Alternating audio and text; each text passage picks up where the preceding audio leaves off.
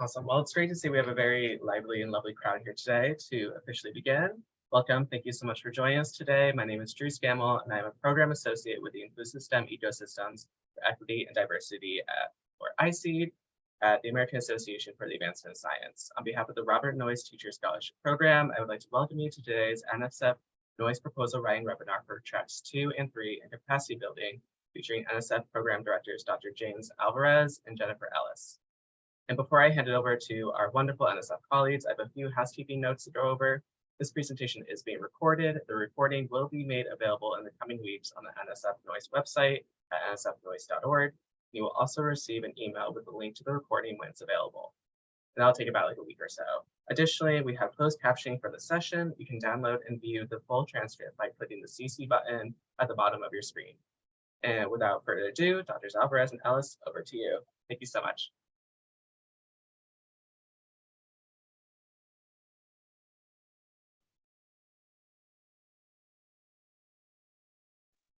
Thank you, Drew, for the introduction, and thank you all for attending. My name is Jennifer Ellis. I am the co-lead of the Robert Noyce Teacher Scholarship Program, and I am accompanied by my co-host, Dr. James Alvarez, and we will be playing off of each other during this presentation. And we do have a special guest in the audience who may appear during some of our Q&A sessions if needed.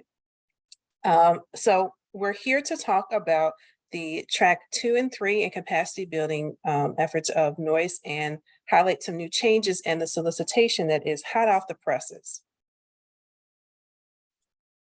But before we do that, we want to get to know you and to know our audience and to hopefully customize things as we go along in the presentation. So a poll will be appearing soon.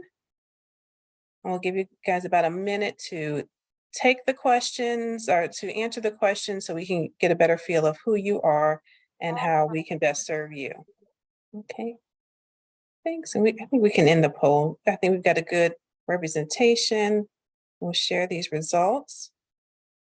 So how familiar are you with the Noyce program? We have some that are somewhat familiar and very familiar, and some that are not familiar at all. So what for that information, we will not assume they all know everything, and so we won't skip the minor details. I'll make sure that we go over everything. And great to see that there's interest in all of our tracks and capacity building as well. And so although we're focusing on this particular session on tracks 2 and 3, know that and capacity building, know that the track 1 webinar, I think is posted. The links for that one are posted. And then there is another webinar coming up for the track 4, as well as the research experience for STEM scholars. So that is coming up too. We've got a good mixture of those who have had some leadership experience with Noyce projects, some who are currently serving. Great. Okay, so we've got a great mixture of folks here, and we'll love to see that and know that it takes all of us to run a successful Noyce project. So I'm glad to see we have good representation across the board. Okay, we can stop sharing, and I will close this and get back to our presentation. So for this webinar, we're going to talk and about the new solicitation 23586, some eligibility, some program background and overview, and some descriptions of the track 2 and 3 and capacity building. We'll stop for some Q&A, and you can put your questions in the chat and or raise your hand and ask them orally. We'll focus on preparing the proposal, the merit review process, proposal writing tips, have another Q&A session, and then provide some additional information that may be helpful for this project and other projects coming up.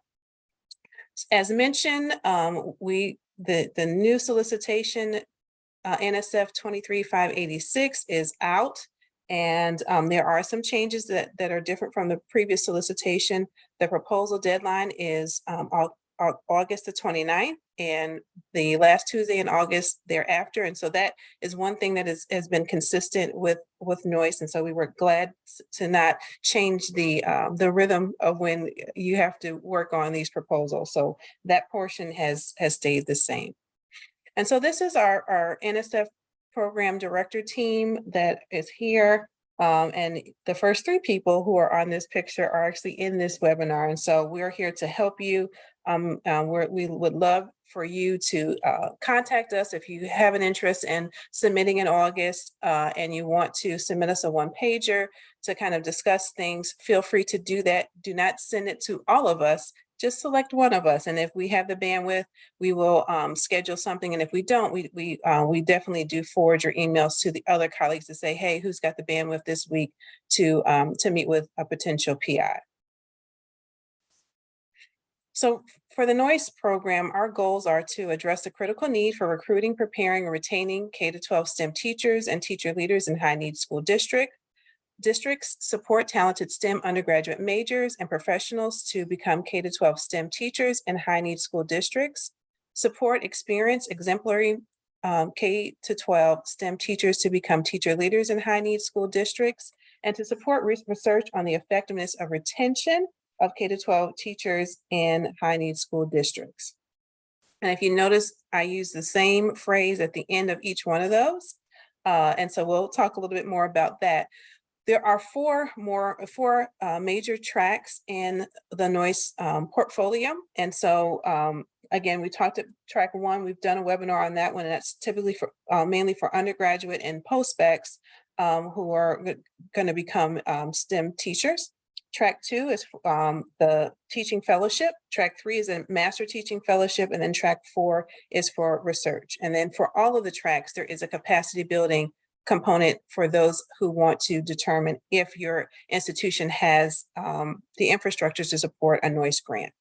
And so when I was talking about the goals, high need school district was listed in all of them. And so what does that mean? To qualify as a high need school district, this district must address these qualifications that are listed here. And really, if you're working with a school district that has at least one Title I school in the district, then know that district would most likely qualify as a high need school district. So this is really a way for you to work with your local LEAs, as we also refer to in the field, to make sure that they do qualify and that you're working with someone that would be a potential placement for your scholars and your fellows as well.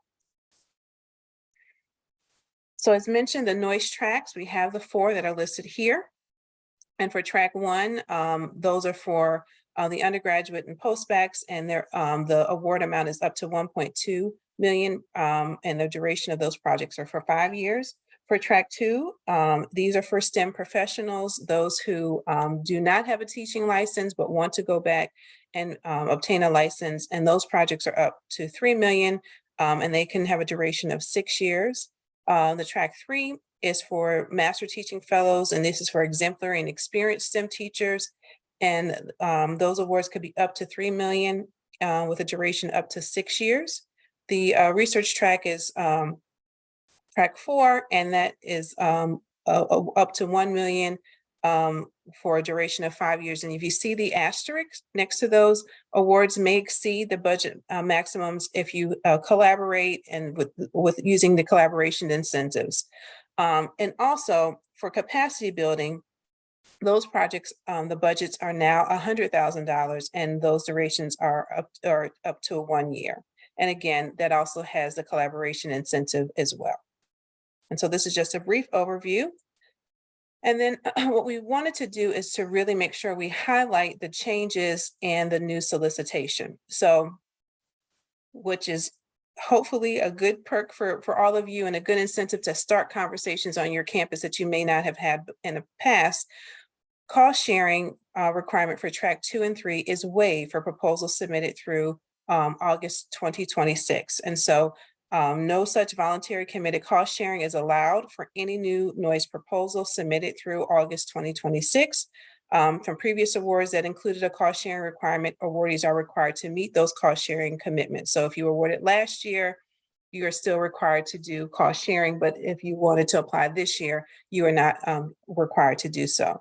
For track 1, stipend recipients who are post-bac, post-baccalaureate STEM degree individuals, and track 2 or track 3 projects, 1 year may include up to 14 months in order to allow for 2 summers as part of the master's degree program. So it could be a summer fall, spring, summer. And so that is acceptable. The amount of capacity building projects have increased to $100,000, not including collaborations incentives.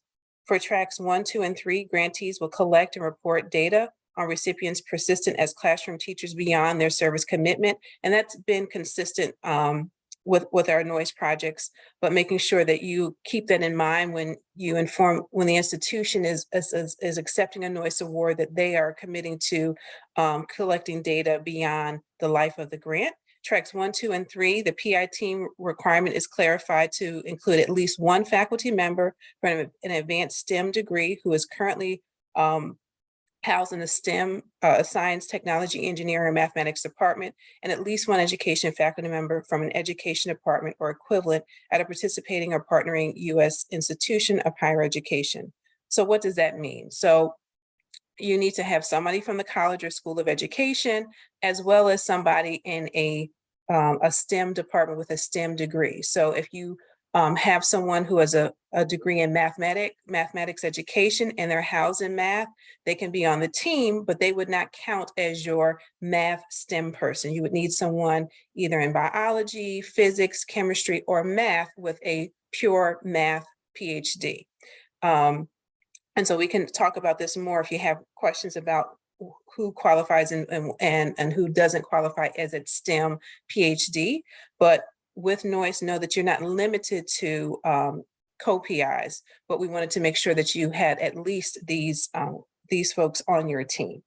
And there's many rationales on behind that, but we wanted to make sure you had that. And so with a track 2 and 3, these are the elements that are required. You need a high need school district partner, an institution of higher education partner, a nonprofit partner. And as you can see, cross sharing is crossed out. You can have voluntary committed cost sharing. Voluntary committed cost sharing is not allowed, but if you wanted to include involuntary cost sharing, you can. I've heard some great stories from over the weekend when I was at the Southeast Regional Conference about some institutions received some really great opportunities from having conversations about cost sharing. And so they were concerned, since we took it out, that they wouldn't be able to have those. And I said, no, you can still have those, but we can't require you to have voluntary committed cost sharing. The PI team, and we talked about that and what is required for that. That's not required for the capacity building, but the PI team with the STEM faculty and education faculty is required. So for the track 2, the fellowship and salary supplement, where it should be at least, $10,000 or more per year, not to exceed the cost of attendance for their fellowship while enrolled in their final year of the master's degree program. And as far as their stipend, it would be $10,000 or more per year for 4 years while teaching in a high need school district. And so we were very intentional about using the term or more. We don't want you to feel that $10,000 is the maximum. So look at the true need on your campus for fellows with respect to the cost of attendance. If $10,000 does not satisfy that need, then we strongly encourage you to make those changes to your budget to properly support your fellows. The same thing with the stipend. $10,000 or more per year is what we're stating there. And this is designed to support STEM professionals enrolled in a master's degree program leading to teacher certification. No requirement of length of the degree program, but support can only be in the final year of the degree. So for track 3, this is a master teaching fellows, and this supports experienced and exemplary K-12 STEM teachers with a bachelor's or master's degree in the field to become teacher leaders within the district, within the school or district. And we don't tell you what experienced and exemplary means. You need to tell us what that means and how you're going to do the vetting to determine who is experienced and exemplary to join your particular program. And as with track 2, $10,000 or more would be the salary supplement that you would be providing these particular teachers for 5 years while they're teaching in a high need school district. For teachers without a master's, the first year of support will be for the cost of attendance to complete their master's degree. no requirement of length in the master's degree program, but as with the track 2, support can only be in the final year of degree. For capacity building, a support preparation for future Noyce submissions in any track. And so really looking to see what do you need to make sure you have the infrastructure and that you have everything that you need to successfully implement a Noyce project. Develop strategies, models, infrastructure, how, why, who, when, what, where, all of the above would be needed to implement a Noyce project. Use evidence-based and innovative models and strategies, collect data to determine need, interest, or capacity. And some examples of capacity building projects are to identify or develop models, research designs, or collaborative partnerships to study STEM teacher effectiveness and retention, conduct needs assessments to determine areas of teacher shortages and interest among STEM professionals, reimagine teacher preparation, education, and retention efforts to reflect current school needs, establish partnerships or methods for recruiting a diverse pool of STEM recipients, including those from talent pools that have not yet been fully tapped, and really looking for innovative ways to enhance STEM teacher preparation and professional development. So we have one more poll for you, and this is a true or false. All right, great. We could stop the poll and share our results. All right, education majors are eligible to receive a Noyce Fellowship in Track 3 projects. And so the majority of you said it is false. And I would go back to my slide, but it actually is true. So for track 3, these are for K-12 teachers. And so they do not necessarily have to have a STEM degree. This is the only track where this is actually true. For question number 2, if my institution wants to contribute involuntary cost sharing, I should include that in the budget and budget justification.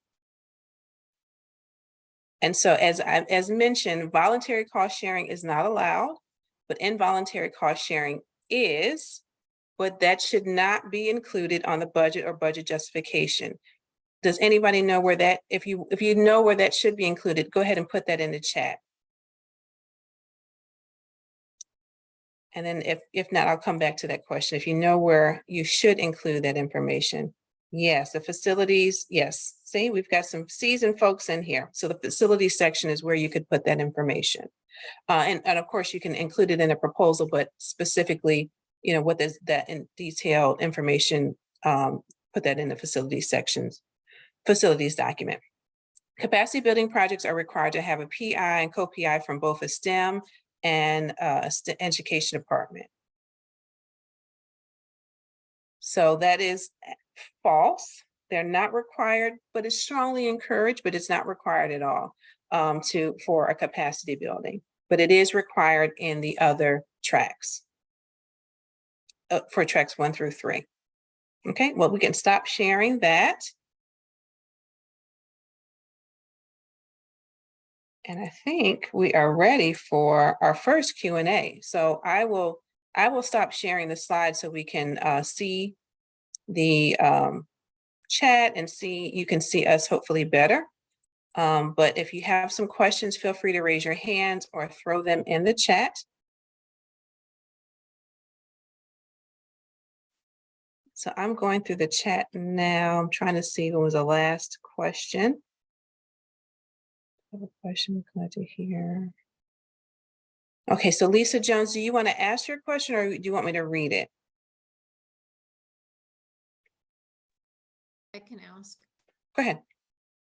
So you just clarified one of them in saying that while you encourage the dual membership in STEM and education for PI, it's not required for the capacity grant. That was one question, but the other part of it is, are there when I go through the directions for capacity versus track 3, it looks like sometimes there's differences regarding what we need to put in there. And I'm assuming that we always go with whatever capacity grant, whatever it says for capacity grant. Right, and James is going to go over that portion next, as far as what's the difference in even the type of what you submit in your proposal for a track one versus a capacity building. Okay. One of the things I'm hoping to hear about is letters of collaboration or support. Yep, we're going over that Thank you. too, for sure. I do see Philip's hand, and I'll scroll through these questions again. So Philip, you can unmute and feel free to ask. Yeah, can you hear me okay? Yeah, Yes.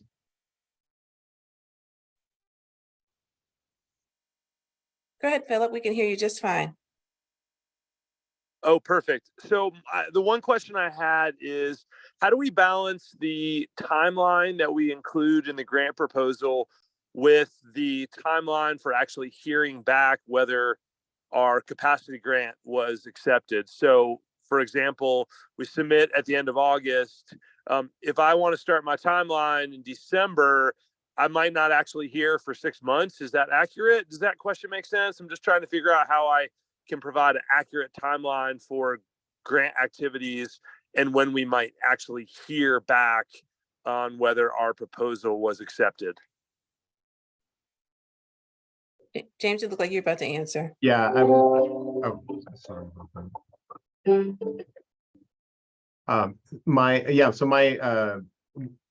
When you submit your grant, right? So technically NSF has up to 6 months before we process about 75% of the proposals. So probably setting your start date 3 months after your submission is probably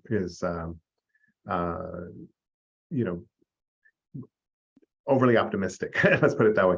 So we should, so my advice would be, at least set it out 6 to 8 months out from the deadline date that you, when you submit.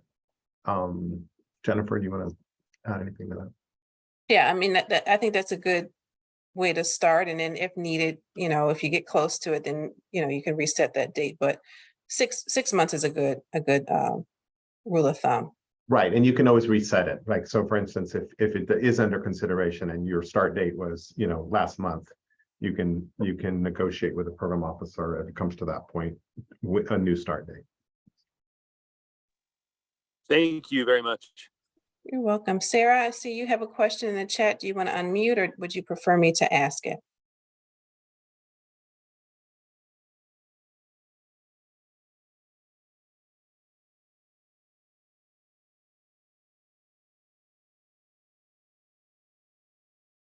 I can ask it. Do you consider gaming and gaming industries part of or related to STEM, esport, game, design, virtual reality? These are areas of breaking bounds in technology and innovation, and also involve interdisciplinary efforts. Yes, but Sarah, I'm not sure if there's what exactly that has to do with tracks 2 and 3, and maybe if you could, maybe unmute or add more to it that may help us to better address your question. Lauren, I see you have a question here. Hi there. Yes. So I just want to know, for the purposes, if, I don't know, for example, teachers are going into these type of industries, but the training that they require is related to gaming. So I just wonder if you all consider that part of STEM or associated with STEM. I think it also will help if you put it in context of a track 2 or 3. So let's say if you, and a part of your professional development, including gaming, that was, kind of like a virtual reality of a classroom to help with classroom management. If that's a way of integrating gaming and virtual reality into a STEM teacher preparation program, then yes. But just in general, I don't know if we could say yes or no to, does it qualify, Kathleen? So I think there's another aspect, and that is a degree that is in gaming or something. We have particular SIP codes, that's not with a Z, that's with a C, that you need to look at in the solicitation.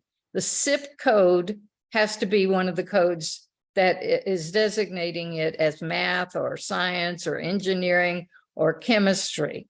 So sometimes there are codes that are outside of that. And those are the people that in track 2, we could support. But as Jennifer was saying, if you want to integrate some knowledge about gaming and the mathematics behind gaming, et cetera, in the preparation of those track 2 post-baccalaureate individuals, or in the teacher leadership that you're going to do for the master teachers, that's fine. But a degree in gaming would not serve as a STEM degree for track 2. Okay, thank you all for the information. Appreciate it. Lauren, I see your hand is up and you had a question in the chat. I did, thank you. My question is about, I just finished a capacity building year and intend to submit a track 3 this summer. And my STEM colleague from a school of engineering, her doctorate is in cognitive studies and education. Does that count as a STEM PhD, or should I try and look to build another partnership? Find a new friend to join the team. Okay, thank you. But we welcome her to continue on, because I think clearly from what you're stating, she's a valuable team member. Okay, and then Colleen. Hi, yes, thank you. And I'm referring to the track 2 requiring a nonprofit partner. Just wondering if there's any particular capacity that a nonprofit partner should be, the role in the grant that I should be considering.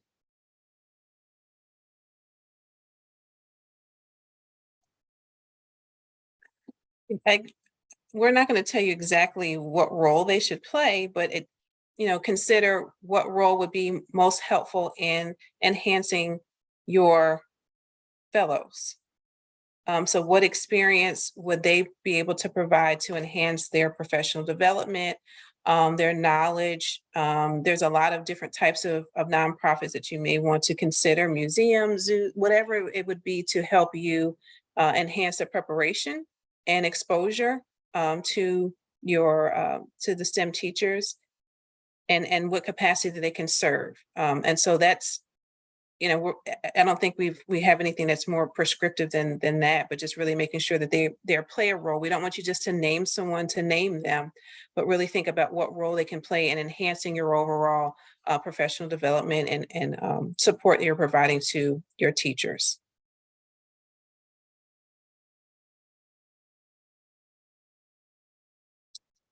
Jennifer Miller, I see you have a question, and then we'll maybe do 1 or 2 more during this session, and allow James to kind of focus on the next half. Hi, thank you for taking questions. So for track 3, am I understanding that they can be pursuing a master's in education? They do not have to pursue a master's in mathematics or biology? Is that accurate? Okay, thank you. And then Monica Smith will be the last one for this session. Thank you, Jennifer. I have 2 questions. So we are pursuing a track 2, and we are wondering if it's okay that we're proposing a new teacher licensure program. That's my first question. And then my second question is, are there any stipulations on our program evaluator being an internal or external member of the grant, of the institution, I mean? So I can answer your first one more directly. So you can have an external evaluator who is internal to the institution. They just need to be external to your department. So make sure there's a clear distinction that they're, if everything is in math and School of Education, they're in psychology. So there's a clear separation between them and the project. And then your second question, you're starting a new program, that's? Yeah, so we're proposing, we're gonna, I'm in Hawaii, University of Hawaii, Manoa. So there's a campus on the other side of the island that offers the bachelor's degree in applied mathematics. So we are going to partner with them. They're going to do the 4 years in applied mathematics and then come to Manoa for their master's. So this pathway does not exist. And so we're creating this new licensure pathway for math educators. And so that's my question, if we're able to propose this new licensure track. I don't. Yes, I mean, I guess the licensure track would have to be approved by your university before you would use it as an avenue for your grant. Oh, sorry. Yes. So the actual, the Teacher Standards Board, we already have a program in place that's similar. And so it's already approved, but we don't have this merging of the institutions. I guess that would be the innovation. And so that's what I'm asking, if the program in and of itself is innovative, but the licensure pathway already exists. There's just a gap. And so that's what I'm asking, if that's possible. I guess if it's approved, and you would need to make sure in the proposal that you clearly state that this was already approved, and this is, that it's not something that is depending on this award to make happen. And so that's the part that is not necessarily maybe clear from the way in which you're asking the question, and it may just maybe our understanding of it. But if this is already approved and this is just a new, this is the first time it's going to be implemented, but the system is already in place, then I don't see why this wouldn't be allowed. And just making sure you have the letters of collaboration and support to make sure it's clear. Okay, that makes sense. Thank you very much. I appreciate it. You're welcome. And so, James, are you ready? All right. Well, welcome everyone, and I see a lot of familiar names in the participant list. So I'm pleased to be here with you. We're going to talk a little bit about proposal preparation. That's an important aspect, right? So the first part of your proposal is the project summary. So this is something that's only 1 page long. I know many of you are seasoned, maybe seasoned, but we want to go through these details so that those of you who have less experience can also see what these important components are. So the project summary, the first sentence has to indicate what track you're aiming for, track 2 or track 3 in this case, because we're focusing on track 2 and track 3.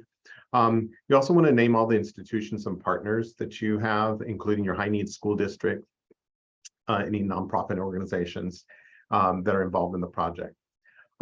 You also want to designate what is the intellectual merit, because of the 2 review criteria, which we'll talk about for NSF, the intellectual merit and broader impacts. So you want to talk about your intellectual merit, how important is your work, how well designed is your project, and then the broader impacts. What do you see the benefit of this work to STEM education and to society will be?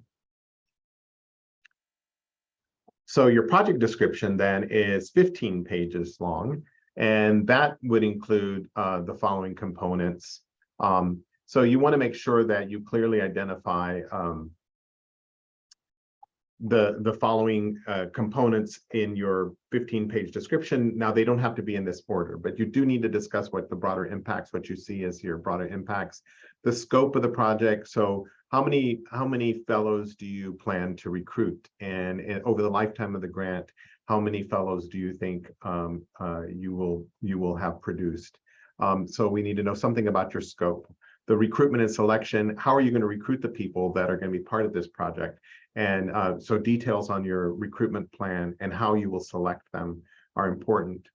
Of course, then what is your project management going to look like? What's the administrative structure? So project administration is important. On your teacher induction and development, how are you going to develop these teacher leaders? So in particular, we're thinking about track 3. How will you develop your teacher leaders? The other tracks, right? It's about how are you supporting that induction phase. We also you also want to know. We also want to know details about what that leadership program looks like if we're talking about track 3, or what your degree, what preparation you will be a part of your project. It's very important to talk about your project activities and the support mechanisms. You also need to speak to monitoring and compliance. So in this case, how will you make sure that what structures do you have in place at your institution that will help you monitor whether the teachers or the Noyce scholars are fulfilling their service commitments, are continuing to be in compliance with the grant program. So that's going to be important. And what would you do if what do you plan to do if someone can't fulfill their teaching commitment, can't fulfill the components of the components of the grant? Under evaluation, we want to know how you're going to know whether or not you were successful, right? So you want an evaluation plan that assesses the effectiveness of your project. And like Jennifer mentioned in the Q&A session before, your evaluator needs to be someone who's independent of the project. They don't have to be outside your university, although they can be, but they could be internal to university, but they need to be independent of your project. How are you going to disseminate your results? That's important to have as part of your 15-page description. And describe your collaborations. You want to communicate to the reviewers the extent to which these collaborations make sense, the extent to which they actually contribute to the overall view of the project. Again, with a cost sharing, only involuntary is allowed. I think that's been addressed. But then of course a required component is to talk about results from prior support. So if in the last 5 years you've had prior support from NSF, you do need to discuss that, follow the guidelines in the PAPG. If you don't have prior support in the last 5 years, then you don't have to worry about that section. But if you do need to address that for every person who's a senior, who's a co-PI on the grant. NSF no longer requires a separate section entitled Intellectual Merit, but keep in mind that that is one of the core merit review criteria. So it'll be important that is, if you don't call it out in a separate section, that is infused and it's understandable in your 15-page description. Jennifer, we can go to the next one. For capacity building, those are 10-page project descriptions. And so again, we want to know something about each of these categories, right? And you want to make sure that they're clearly identified, just like in the previous slide for the 15-page track 2, track 3 proposal. It's important to talk about your rationale. So for capacity building, you're aiming toward either a track 1, 2, 3, or 4 proposal. And so what is it that you're going to be building capacity toward? You need to talk about your rationale. That's important. The project plan, how are you going to get there? What are you going to do? And what partnerships are you going to form, or do you need to explore in order to achieve readiness for a track 1, track 2, track 3, or track 4 submission in the future? How will we know that your project was successful, or so we want to know something about how you're going to assess your project outcomes. Also, again, you need to discuss prior support if you've had it, and then you need to discuss how you're going to manage your project. So who's going to do what and when, and some kind of timeline so that we can get an idea about how this project will unfold. Again, intellectual merit it's not required to be a separate section, but it should be clear from your description what the intellectual merit of your project is. So some additional requirements in track 2 and track 3, you need at least 4 letters of collaboration. And those are 2 of those letters have to be from deans. 1 has to be from the participating STEM college or school. And then the second one has to be from the education department, or education college or school. So we need a letter from each of those deans. We also need a letter from the superintendent of the partnering school district, or some kind of comparable school district administrator. And then we also need a letter from the principal of the partnering school. So again, the particular thing here for the track 3 is that the school district letter has to say that they're not going to lower the base salary for fellows who are getting the salary supplement, right? We don't want school districts to lower their salary and make it up with the supplement. So it should be a true supplement. On capacity building, they're not required. The additional letters are not required, but if you're doing some of the incentives, then we would need some kind of evidence there. All right, in the supplementary document section, I should mention you have letters of collaboration if applicable.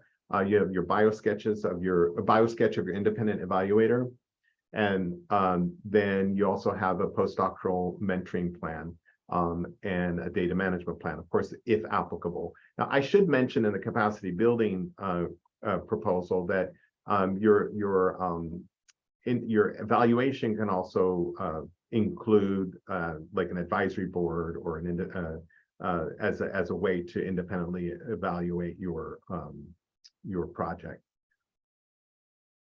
Now, one more note: don't include other things in this section, because it could be that your proposal will be returned without review if you include things that are not specifically listed here. All right, so next is merit review. So again, the two review criteria are intellectual merit and broader impacts.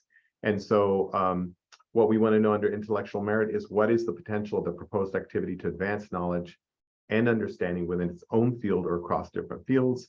And for broader impacts, we want to know what is the potential for the proposed activity to benefit society or advance specific desired societal outcomes. So under intellectual merit, then, we typically have reviewers think about, Jennifer, could you go ahead to the next slide? These 5 sort of bullets, right? And this includes these aspects.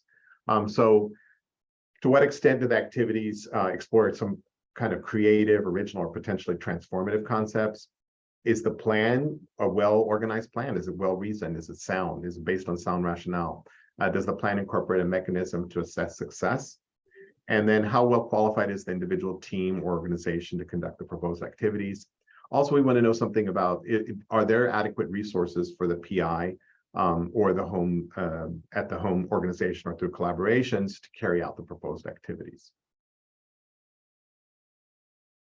So some general tips for success: be aware of the ongoing, be aware of prior and ongoing projects and advances in the field. So we do want you should communicate that you understand kind of what the current advances in the field are. You should cite the literature, and we also want to see that you have timelines and benchmarks for your independent feedback, so that how will you know that your project is making good progress, that you're progressing well. You want to put together a sort of a cost-effective and high-impact project. So, for instance, overloading your budget in certain areas that don't really align with the overall scope of your project is problematic.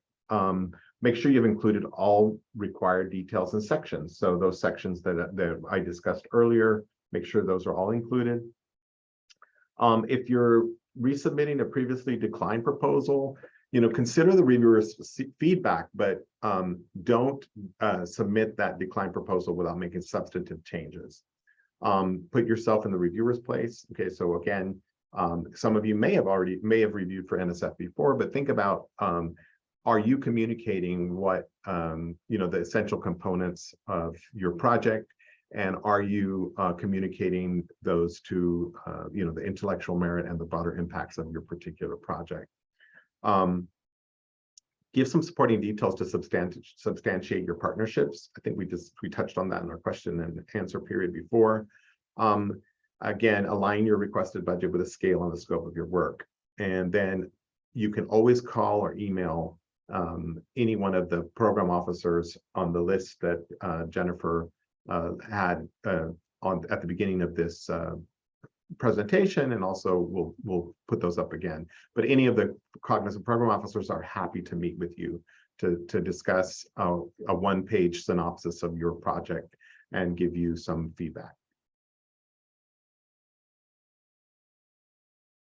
All right, so we're at the next phase of our Q&A. So I'll stop the share here. And I said, Jane, your question would be next. Jane, do you want to unmute and ask, or do you want me to read it? Sure, I can ask, thanks. Sure. My question is, how do we decide if we're wanting to focus on folks who already have bachelor's degrees, whether it's best to pursue a track 1 or track 2? And I should also say that we're seeking to do a capacity building proposal to submit this August. So would we need to identify that before? Is that something we could do during the year? Is that something the program officers can provide guidance on? And Kathleen will slap my hand if I say this incorrectly. So the purpose of the capacity building is also for you to do just that, right? To determine what is the best fit. So, you know, initially going into it, let's say you think track 2 may be the better fit. This is just a guess. And so you write your proposal as such.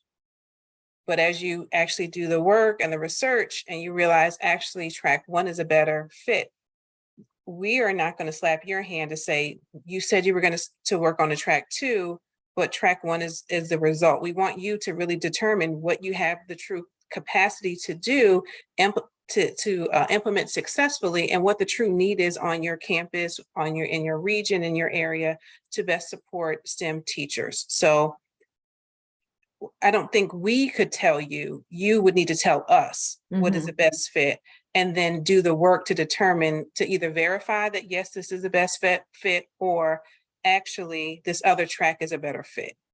Right, and I don't think we would ever say, you know, after you did if you were funded for capacity building, and then you decide that if you really were better prepared to do a track 1 than a track 2, and say, well, you said you were going to do a track 2.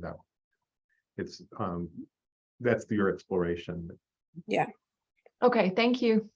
Melissa, I see you have a question. You said a PhD in math education and a math department doesn't count as STEM. Can they count as education? If they're not housed in the education department, then no, they cannot count as education. They need to be in the education department to count as the education co-PI or PI. Okay, thanks.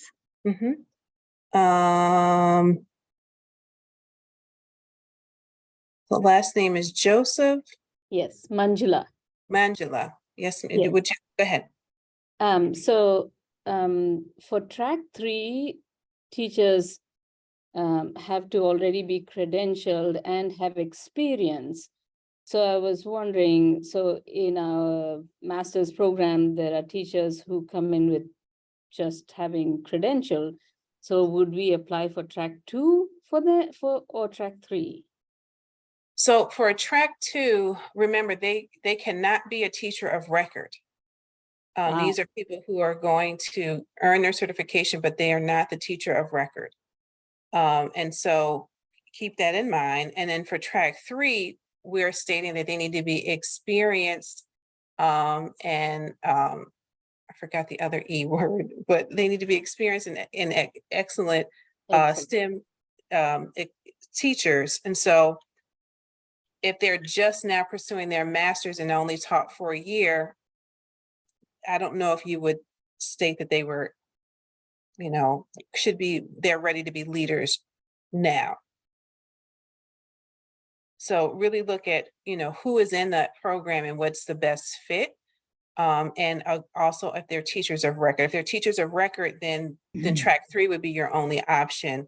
But then also look at the other criteria, not just because they're teachers of record. Thank you. You're welcome.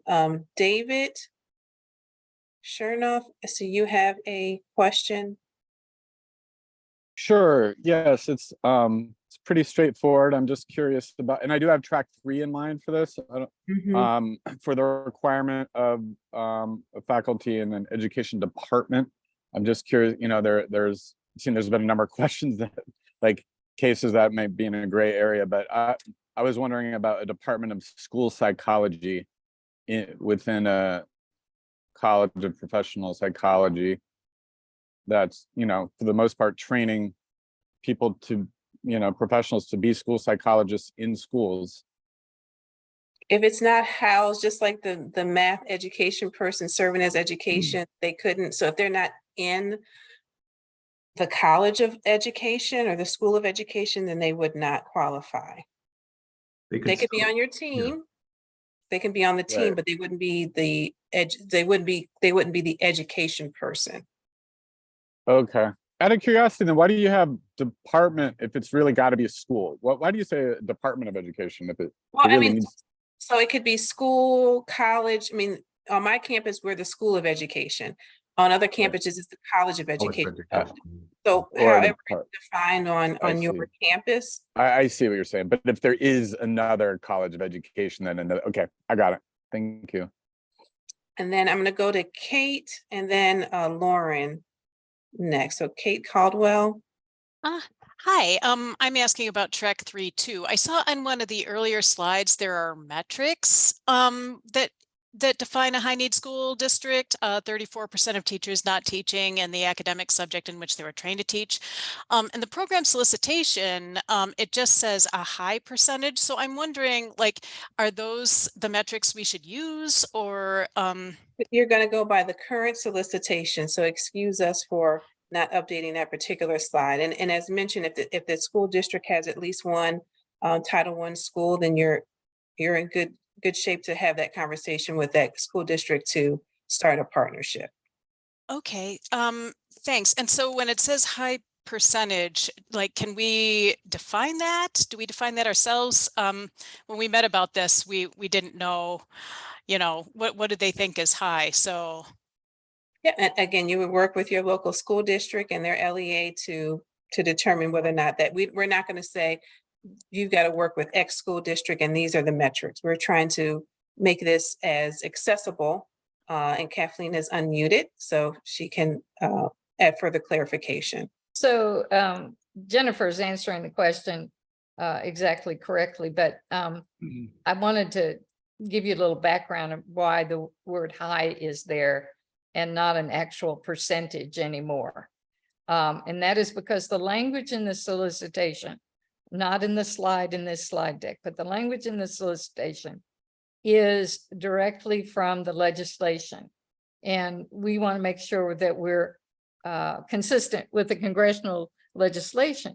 But the reason the congressional legislation didn't say what percentage is what is high in one locale is not high in another locale.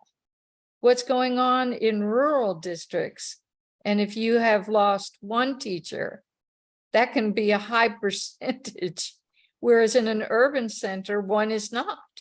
So we wanted you to determine that the districts meet the criteria, but you must, as Jennifer reinforced, follow the language in the current solicitation, not the numbers in the previous, in this slide deck. Okay, perfect. Thank you so much. And I put in the chat, we don't have a hard stop at 2 p.m. So we'll stay for more questions. Lauren, I see your hand, and then Jillian, I'll go back to the chat for your question. Thank you so much. My question, I think, is a quick one. For the letters of collaboration from school superintendents, is there a specific sentence or specific language that should be included regarding the promise not to decrease their salary based upon how much the supplement they're getting is? Because I know that generally speaking, there's a very specific language that's used in those letters of collaboration. Right. And so, go ahead, James. Oh, yeah. So keep in mind that the standard, PAPG letter of collaboration blurb, you need to go beyond that for these letters of collaboration. So you do need a statement. They also need to verify that they're a high needs LEA. So. Okay, but is there specific text that you recommend we use or no? So yes, for the stipend, that statement that was in that slide, it's in the solicitation. I would make sure that you put that in, because typically a lot of times PIs will draft those letters. So in the draft that you suggest, make sure that language is in there. And then Okay. also with your letters of collaboration, it should basically state that they're going to support what it is that you put in the proposal. So Yes. that piece should also be in that letter. Okay, thank you so much. Jillian? Yeah, so we were looking at a track 3 proposal here in Minnesota, and we are curious about the salary supplements, if that truly needs to be a supplement, or can it be to leverage the teacher's time? So if they were to work, be teaching 60% and be a teacher on special assignment for 40%, can the salary supplement be used to cover the time they're not in the classroom? The salary supplement, it should be a salary supplement. Now, if you wanted to work out something in addition to that, and the school district allows that, that would be funding outside of F1, which is participant support.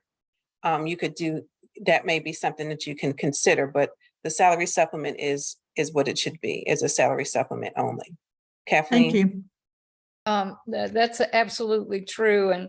And you should not dictate how they use that money. They can use that money for a wonderful vacation or anything they want to use it for. We know teachers and many will use it in their classrooms, but it's theirs.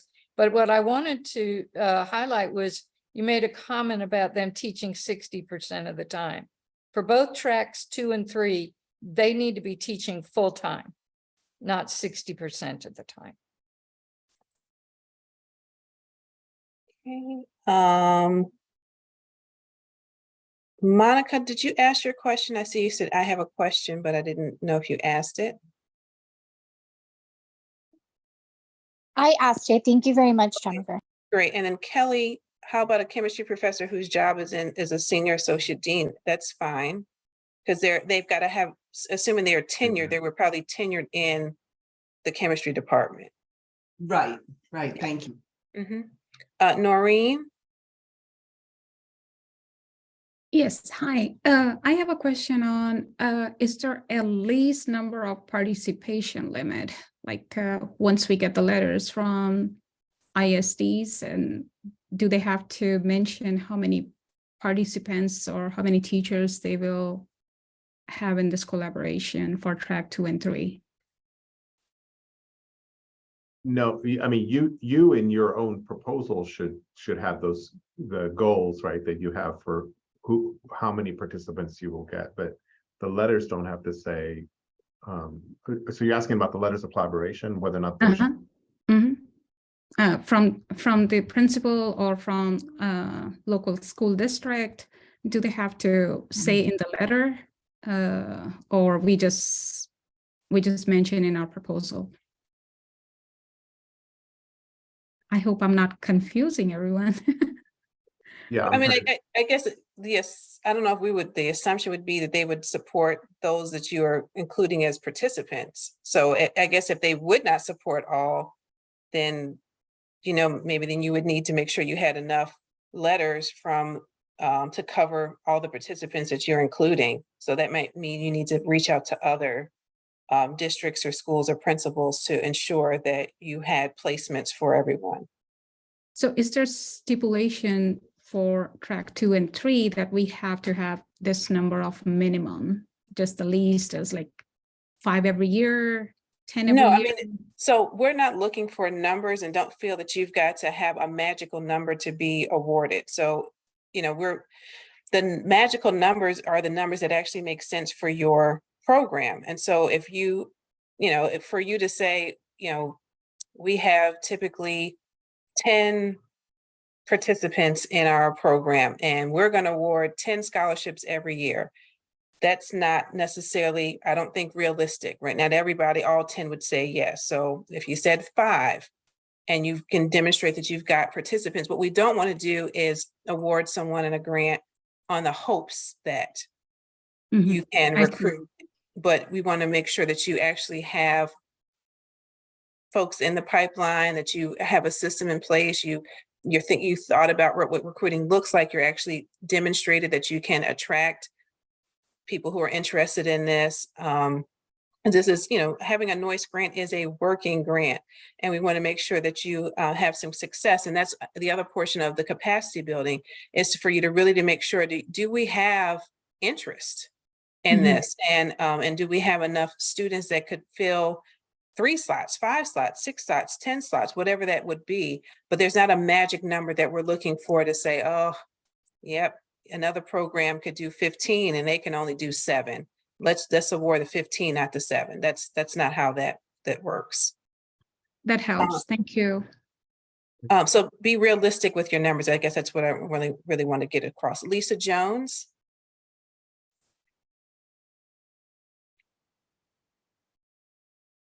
Hi, thank you. I don't have details on the budget planned, but what often comes up with PIs is the question of where the honorariums go and whether they would go in the other direct costs or the consultant section. And are honorariums allowed? Honorariums for like advisory board members? Yes. It would go, yeah, it would go in section G. Yeah. G, okay. And then a lot of times I get pushed on this participant support cost issue in terms of what, you've made it clear that some things are salary supplements, but if they are receiving salary at the same time, can we perceive them as participant support cost receivers? And for what kinds of costs, if so? But they're receiving salary from their school district, right? And so the participant support piece is the supplement that you're providing. Yeah. And that would go in F1. That goes in F1. And that has to be 60% of your. Right. And then what percentage, and then what if some of them are doing something supportive in the role of, like, if they're grad students at our school or? So I mean, the way I think about it, so when you put things in participant support, so those are your Noyce scholars, the master teaching fellows, the people that you're providing the grant, they're participants in the grant. Now, if you have a graduate student who's analyzing data, that would go in a different category, that would go in other personnel. Right. So they're not a participant. They're someone who's doing work for the project, but they're not a participant. Does that answer your question? Yeah, I apologize if I'm forgetting the RFP, but I was wondering if there were categories that involved students at our own school who are employed, but also participating in this program, receiving a fellowship. I don't think in this case that would apply. Okay. Because these, especially at track 3, they would be teachers, professional teachers that teach full time. And so it wouldn't be applicable here. Kathleen? So I wanted to give some more information on the notion of honorarium. And that is that if an advisory board member is from the same institution or institutions that it's applying, then they can't receive an honorarium. So, but they can receive funding for what their contribution is, but it would go up in personnel. Now, if an individual is on an advisory board or going to provide some consulting, maybe you've got a person that's a leadership consultant that could contribute to developing the leadership skills in track 2 for fellows or track 3 for fellows, where both of them need to do leadership, then that could go in G3 consultant. And you always want to include the daily rate and the number of days for those individuals there. If you've got let's say you've got some great master teachers that you want to mentor your track 2 fellows, and you want to pay those master teachers something. Well, they're not participants.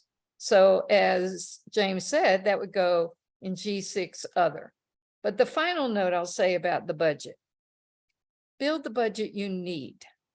If the proposal is strong and reviewed well, we'll work with you to get the budget in shape. So it's not the final budget, and usually it's rare that the budget, so don't spend your time trying to figure out, does it go on G3 or F2, or don't.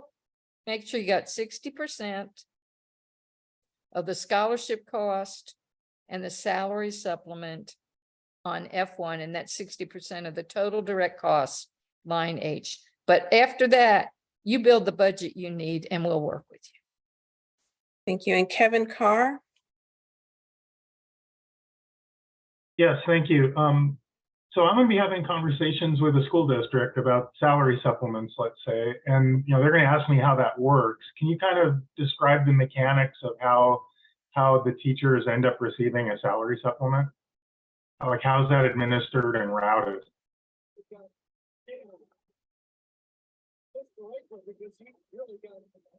It's paid directly from the university, the grantee.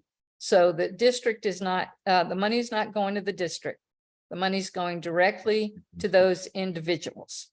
And then, so do we consider them, well, we just have to work with our own business office, and if they need to be employees or contractors or whatever, they just become that. Hopefully they're not employees or Well, yeah. contractors, because you don't want to have to deal with taxing.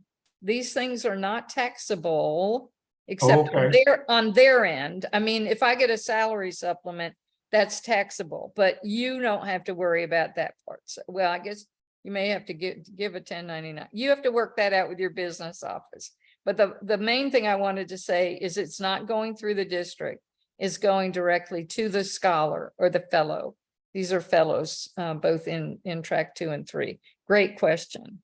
Yeah, so that's a relief. I don't want to work with district HR. Thank you. Yeah, that was I hushed my mouth about that one, but yeah. And making sure it's clear for track 2 and 3, these folks are expected to take on some leadership role. That's the purpose of these particular tracks, not just for track 3. Helen?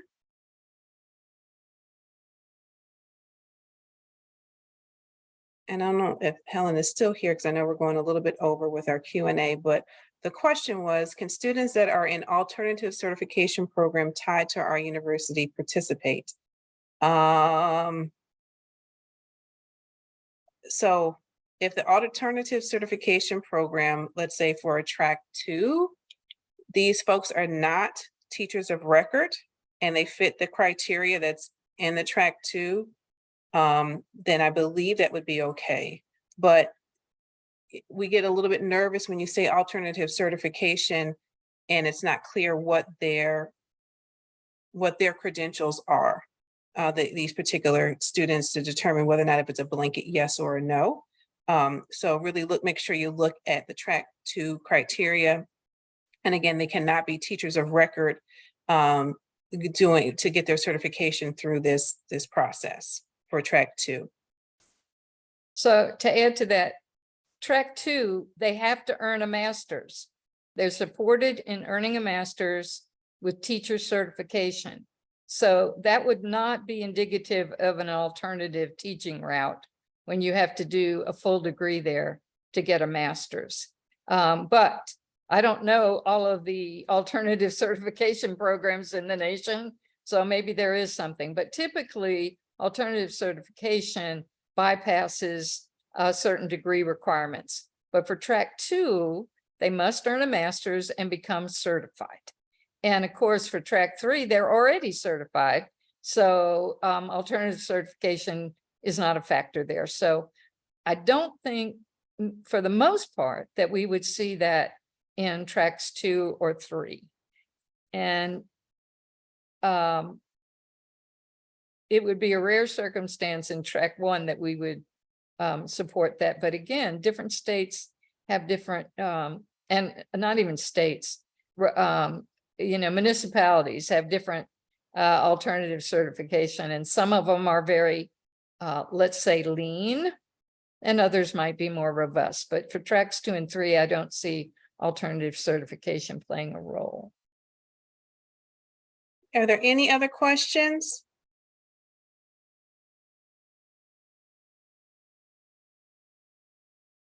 Well, we thank you for your time, and I know AAAS will have a closing remarks. Know that we are, oh, we do have a few. Hold on just a second here. And I'll click through these slides quickly Oh, yeah. for the additional conversation. So there's some critical information here for the new solicitation, the Noyce program website, the AAAS Noyce program website as well, that is here. The new PAPG should also be your friend. For other EDU programs, programs within our division that support STEM education, teacher preparation, the Improving Undergraduate STEM Education Program, we did a webinar on that with a focus on STEM teacher preparation. So you may want to have access to that webinar as well if you're interested in doing work in there. Scholarship in STEM, the STEM program for those who have a traditional STEM degree, not STEM education, but traditional STEM. This is a scholarship program for them. And the DRK-12 Discovery Research for pre-K to 12 is another program. Here are the email addresses for the current cognitive program officers in Noyce. Feel free again to email us if you have the one pager. And really, when we say one pager, it's really that program project summary that James went over. And that will be one of the ways that you can kind of start the conversations with us. And we would be happy to set up a 20-30 minute Zoom conversation with you to review that and discuss some next steps with you as well. We have another webinar coming up for the research experience in STEM settings. That's on June the 7th. And then there's also a webinar for track 4. I did see some interest in that particular track. And you can visit the website here for more information. And we just wanted to thank you for all you do to help advance STEM teacher preparation and professional development. And I'll stop my share here and allow AAAS to bring us home. Awesome. Well, thank you so much. And truly, just to keep it brief, thank you everyone from NSF for a phenomenal session. Thank you all for sticking around for this last little Q&A. And for those who weren't able to stay, and as I said, a recording of this presentation and the slide deck will be posted on our website at nsfnoyce.org. And we'll be emailing those to you in the coming days once that become available and the recording's been processed. So finally, we also put a survey link into the chat box. If you have any feedback or thoughts, please share those with us. It's always wonderful to hear what you have to say and what you think. And once again, thank you all so much for joining us today. And hopefully you can check out the ones there this week, tomorrow, and then Thursday as well. Thank you again. Thank you.